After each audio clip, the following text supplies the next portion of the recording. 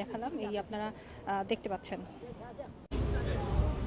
আসলে হোয়াটসঅ্যাপে এই মুহূর্তে একটা আতঙ্ক, যে কেউ বলছে ইমিগ্রেশন, কেউ বলছে পুলিশ, কেউ বলছে রেড করা হচ্ছে, হয়তো বা অবৈধ যারা ডিলিং করে এগুলা কিচ্ছুই না। যে ভ্যানটা এখানে এক্সাম্পল, যে ফেসিয়াল রেকর্ডেড যে যে জিনিসটা, মানে যেটাকে বলা হয় যে নিজের চেহারা, এবং অবৈধভাবে যারা এদেশে আসছে অ্যাজাইলাম সিক করছে, তাদের জন্য এইটা একটা দুঃসংবাদ।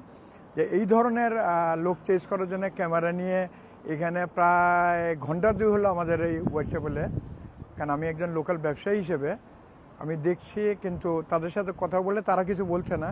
কিন্তু এই মুহূর্তে দেখলাম যে একজনের জন্য দৌড়িয়ে গিয়ে রাস্তার উপর ব্যালেন্স রোডের কোনায় ওইখানে ধরা হয়েছে একজনকে, এবং সে ধরার পরে এটা বোঝা যাচ্ছে যে এটা এমন কোনো